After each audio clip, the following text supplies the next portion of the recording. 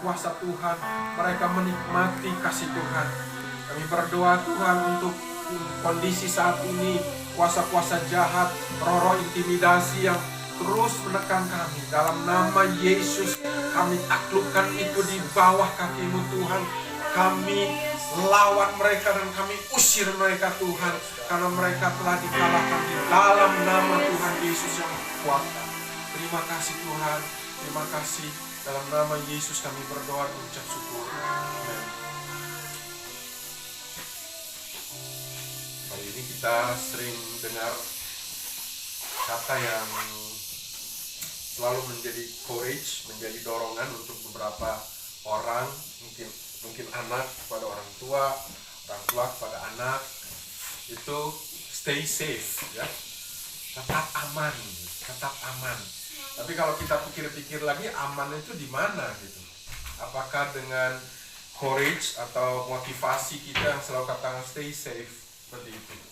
Beberapa hari ini saya juga bilang banyak sama teman-teman, sama anak terutama yang terpisah. Saya tidak begitu khawatir dengan pemeliharaan Tuhan atas mereka. Ada di rumah ibu yang mengasihi mereka. Tapi hari ini saya juga bilang sama mereka, kamu jangan lupa beribadah ya di rumah. Banyak waktu luang kamu berikan sama Tuhan, karena ini waktu khusus untuk Tuhan.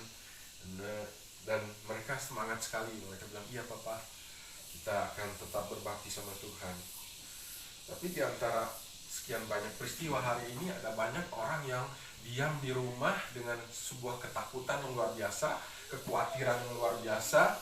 Dan kalau kita pikir dengan kondisi saat ini, apa yang menjadi harapan kita? Tidak ada kecuali Yesus. Kita keluar aja dari sana ada ancaman, betul? Kita duduk di matahari itu ada ancaman. Kita mandi dengan disinfektan, sabun terpilih, ramuan terpilih, tetap ada ancaman. Jadi tidak bisa kita lihat ke depan. Nah, mari kita baca firman Tuhan di 2 Tawari 1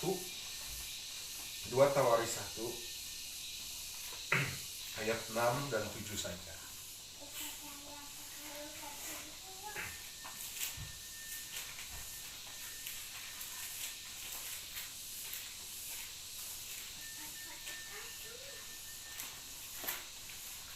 Tawari 1 ayat 6 dan 7. Saya bacakan saja, kita sama-sama baca ya.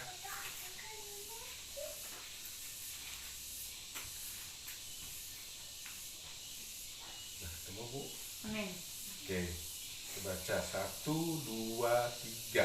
Salomo mempersembahkan korban di sana di hadapan Tuhan di atas desa tembaga yang di depan kemah pertemuan itu. Ia mempersembahkan 1000 korban bakaran di atasnya. Pada malam itu juga Allah menyempatkan diri kepada Salomo dan berfirman kepadanya, mintalah apa yang hendak kuberikan kepadamu. Tuhan, Haleluya. firman Tuhan cuma segitu. Tapi saya sangat tergugah ketika saya membaca firman Tuhan ini beberapa hari yang lalu di saat teduh saya. Salomo diceritakan di sini dia mempersembahkan korban di hadapan Tuhan, dan korbannya itu nggak kira-kira 1000 korban bakaran di sebuah tempat yang luar biasa. Nah, kalau kita lihat ini juga kondisi yang sama-sama kita tidak bisa lakukan hari ini. Jadi misalnya saya mau cari Tuhan, saya harus dapat dulu 1000 korban bakaran dan saya mencari Dia. Dan pada ayat 7 dikatakan pada malam itu juga Allah menampakkan diri pada Salomo. Jadi bagaimana kita mau menarik Tuhan di hadapan hidup kita? Kalau kita bandingkan dengan pada saat itu luar biasa. Harus di mezbah yang khusus, ada korban bakaran yang dipersembahkan, dan orang-orang itu pasti orang-orang yang terpilih untuk melakukan ritual itu, persembahan itu, ketentuan yang dinyatakan oleh hukum Taurat seperti itu. Tapi Yesus datang sama kita, Dia membebaskan hal-hal itu. Karena ketika kita datang di sana, hidup kita inilah sebagai persembahan yang kudus, yang berkenan di hadapan Tuhan. Dan yang paling baik lagi, dia bilang pada malam itu juga Allah menampakkan diri kepada Salomo dan berfirman. Jadi kita juga melihat bahwa Tuhan Yesus setiap hari dia berbicara sama kita. Hari-hari ini dalam kondisi yang seperti ini sebetulnya ada sebuah medium, ada suatu ruang di mana kita bebas menyatakan kasih kita sama Tuhan dan menikmati kasih Yesus itu sama kita. Itu ruang yang paling baik yang bisa kita lakukan hari ini. Saya berbicara dengan banyak teman, saya bilang sama mereka, jangan pusingkan dengan roh intimidasi, dengan kuasa-kuasa virus-virus corona yang sudah ditaklukkan Tuhan itu. Yang kita harus lakukan adalah sekarang bagaimana kita masuk dalam satu ruang dan kita menikmati bersama Tuhan. Kita jatuh cinta sama orang, ada anak-anak kita belum pernah jatuh cinta di sini. Tapi kalau kita jatuh cinta sama Tuhan itu luar biasa. Jatuh cinta sama Tuhan itu membuat kita selalu ingin dekat sama Dia. Orang yang jatuh cinta itu nggak mau dekat sama yang dicintainya. Demikian juga yang mencintainya. Dia selalu mau bersama-sama.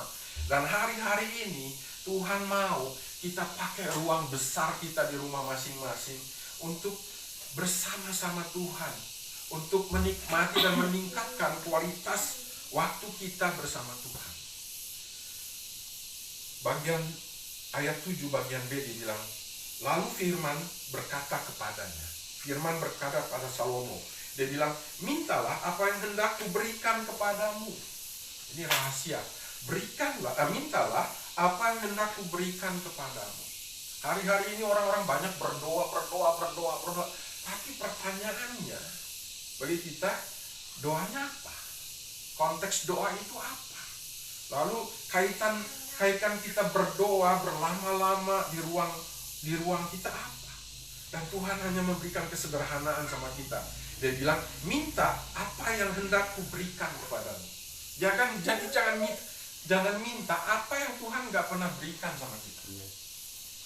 So apa yang Tuhan berikan sama kita, wah luar biasa. Dan itulah kuncinya. Kita sering menikmati riwayat Salomo itu dengan satu kata, dia penuh hikmat. Salomo itu orang yang punya hikmat luar biasa yang tidak tertandingi, dan sampai saat ini tidak ada hikmat seperti itu. Alkitab berkata seperti itu. Tapi Tuhan bilang, dalam kekayaan dan hikmatmu, engkau tidak seperti bunga bakung. Tidak seindah bunga bakung ini. Pastor baru tahu bunga bakung banyak sekali di kebunnya di sana, di rumah itu. Itu anugerah luar biasa. Bunga bakung, saya suka dengan bunga bakung. Jarang berkembang, tapi ketika dia berkembang, wow, kagum sekali saya melihat. Saya orang yang suka dengan bunga-bunga. Saya sering berjam-jam melihat titik-titik warna yang di dalamnya luar biasa. Dan Tuhan bilang, sebesar kekayaanmu yang ada sama kamu dan hikmatmu tidak seindah bunga bakung ini. Jadi sebetulnya rahasia hikmat dari Salomo bukan karena dia diberi kepandaian. Tujuan dia memberi persembahan adalah mendapatkan petunjuk Tuhan di ayat-ayat sebelumnya. Ayat 1 sampai ayat 5 itu. Dia hanya minta petunjuk Tuhan. Karena apa? Karena dia sedang memimpin sebuah bangsa besar di mana dia baru diangkat menjadi seorang raja. Tetapi kunci daripada keberhasilan Salomo adalah pada ayat 7b ini. Minta apa yang hendak kuberikan kepadamu. Minta apa yang hendak kuberikan kepadamu. Jadi dari sini saya mulai belajar banyak. Kalau kita mau berdoa dan menikmati hasil yang dahsyat, konotasinya atau korelasinya, hubungannya adalah dengan apa yang hendak kuberikan padamu. Dan kata apa yang hendak kuberikan padamu artinya sebuah tindakan yang Tuhan nyatakan pada Salomo bahwa apa yang saya mau berikan itu kamu ketahui. Ya, apa yang saya mau berikan kamu ketahui. Semua anak-anak termasuk saya ketika masih anak-anak, saya tahu apa yang Bapak saya bisa berikan dan apa yang dia mau berikan. Nggak mungkin saya bilang, Papa saya minta M16 yang pelurunya bisa 100 per detik keluar gitu. Nggak mungkin. Tapi kalau saya minta hal yang sederhana, misalnya Papa bisa saya minta bola, dia kasih sama saya. Pertama sekali saya dapat gitar, saya dapat dari dia. Saya bilang, Papa saya minta gitar dong. Dan dia bawa saya ke toko musik dan dia kasih gitar yang terbaik untuk saya. Belasan tahun gitar itu saya pelihara sampai musnah. Karena dia kasih yang terbaik untuk saya. Coba lihat hati Tuhan sama kita. Hari ini Tuhan bilang sama kita, mintalah apa yang hendak kuberikan padamu. Apa yang Tuhan mau berikan sama kita dari doa itu. Sementara kalau kita lihat Salomo berhasil dalam hikmatnya karena dia minta apa yang Tuhan mau berikan sama dia. Ayat 8 berkata,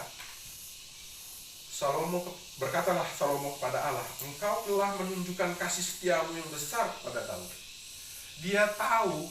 Dia tahu bahwa Allah Bapa sudah mengasihi bapaknya Daud.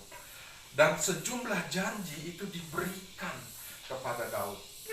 Dan saat itu, hari itu, Salomo bilang kepada Allah, Engkau telah menunjukkan kasih setiamu yang besar kepada Daud ayahku, dan telah mengangkat aku menjadi raja menggantikan dia.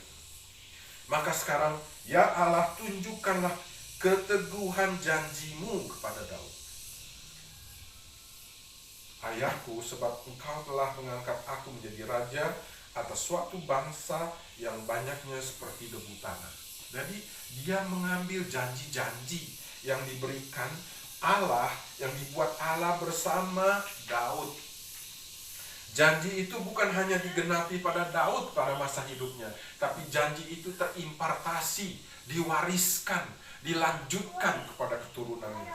Dan Salomo sangat yakin tentang itu. Nah, apa yang bisa kita lakukan saat ini? Menurut saya ada hal yang sederhana. Tuhan, pada suatu hari murid-murid Tuhan, dia datang sama Tuhan, dia bilang, Tuhan, doa yang baik itu seperti apa ya?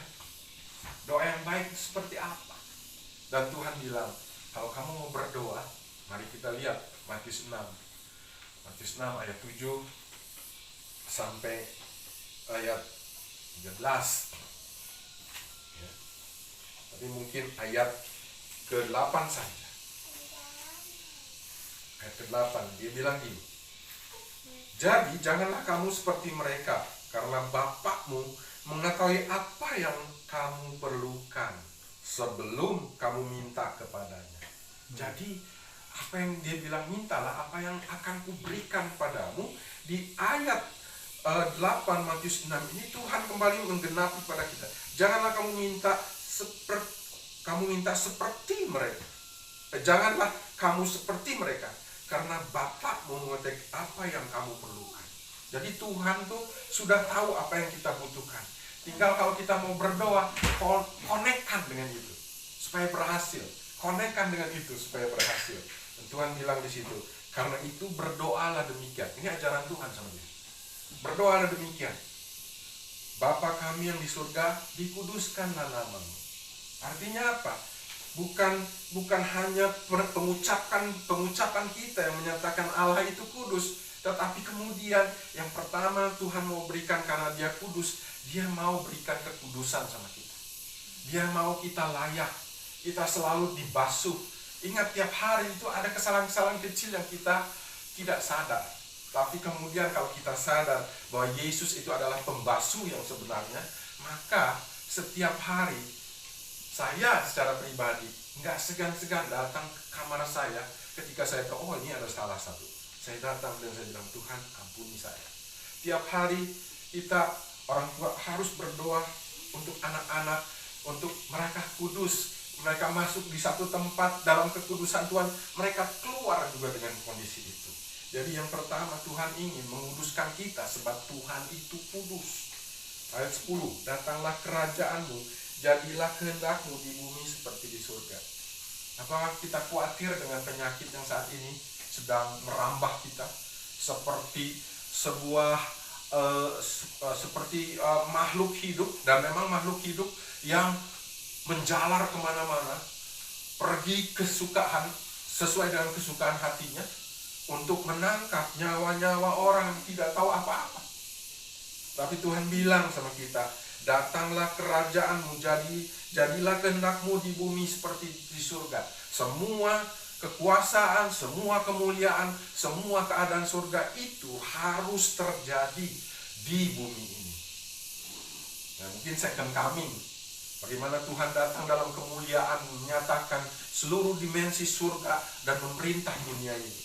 Tapi yang kita lihat di sini, Tuhan ingin kita menikmati setiap hari kita dengan suasana surgawi.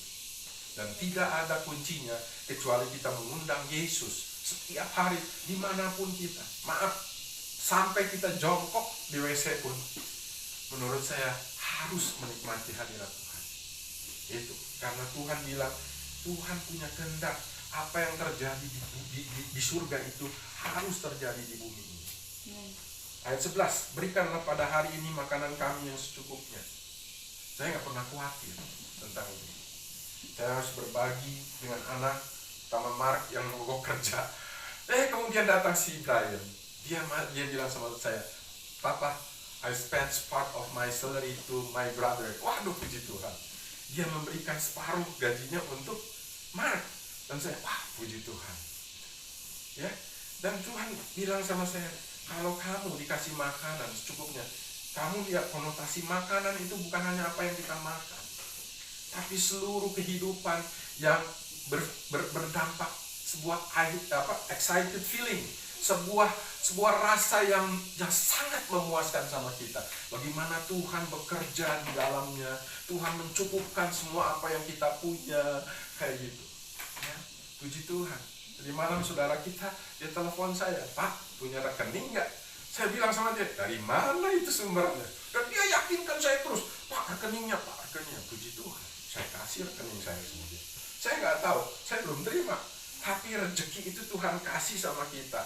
Orang-orang di luar sana udah bingung-bingung, punya uang banyak, nggak tahu belanjanya kemana. Sebentar lagi itu Indomaret di depan sana, saya ngomong sama manajernya, saya tanya, kapan ini? Wah Pak, sebentar lagi Pak, udah ada instruksi. Tuh, kita mau belanja di mana?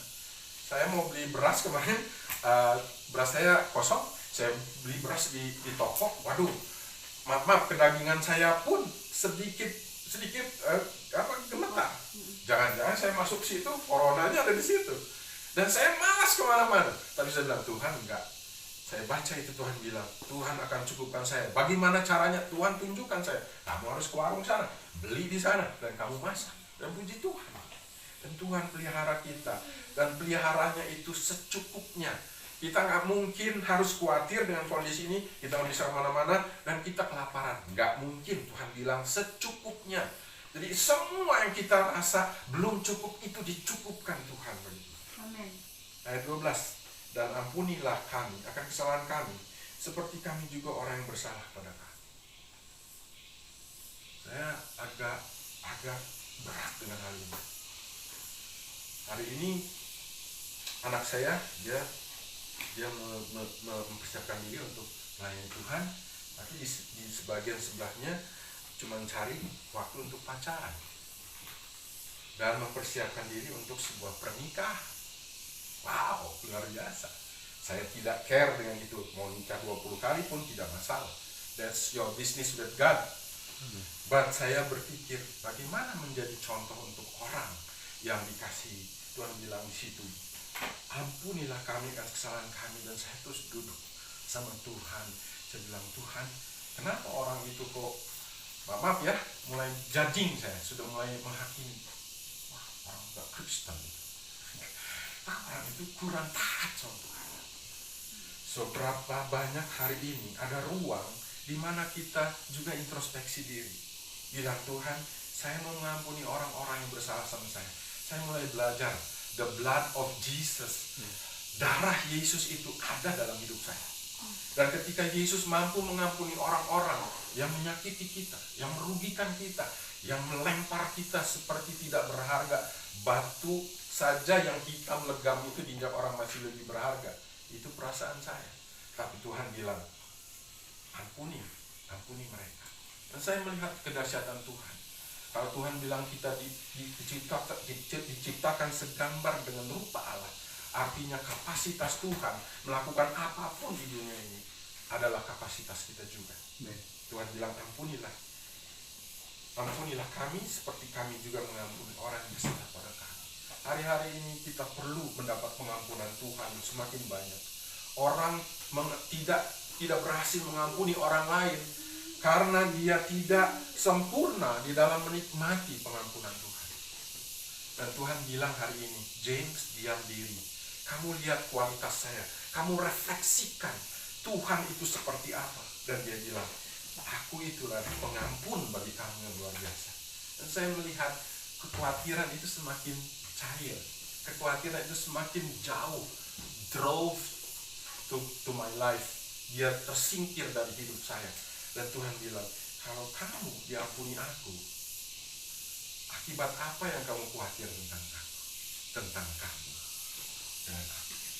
Bahkan hari ini, kalau Tuhan panggil saya siap untuk itu. Karena Tuhan bilang nikmati pengampunanku. Dengan cara itu saya mengampuni orang-orang juga. Mari kita seperti itu. Ayat 13, Tuhan bilang, dan jangan membawa kami ke dalam pencobaan, tapi lepaskan kami dari yang jahat.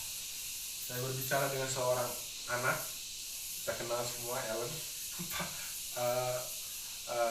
James, saya sedikit bosan di rumah. Saya ingin ke Bandung. Saya bingung, Bandung gimana? Saya maaf ya, saya bilang, paling-paling kamu nginap di rumah Pastor P. Ya, tapi gimana ya? Saya bilang sama dia. Kamu tahu nggak? Tuhan bilang ayat 13 ini, jangan membawa kami ke dalam pencobaan. Tetapi dengan cara ini kamu dapat namanya social distancing. Kamu punya lagi satu maklumat yang diberikan oleh pemerintah. Taati itu. Jangan kamu buka tempat di mana kamu dicobai orang. Hari ini saya melihat ada 2 orang kena corona di Prabu Muli. Prabu Muli itu di Padang ya. Dia lari dalam keadaan corona positif COVID-19. Dia jalan-jalan, dan itu sudah seminggu dia jalan. Dan saya lihat ada berapa banyak yang ketularan. Dan salah satu dari saudara dari kedua orang ini sudah mati, sudah meninggal kira-kira 3 hari lalu. Tapi mereka tetap jalan dan positif mereka COVID. Dan kemarin tuh tadi malam ditangkap oleh Pemda setempat dan dikarantinakan. Orang-orang sekarang itu banyak pencobaan-pencobaan yang kita hadapi. Pencobaan-pencobaan. Tuhan bilang, janganlah membawa kami ke dalam pencobaan. Setiap hari kita harus berdoa seperti Tuhan, jangan membawa kami ke dalam pencobaan.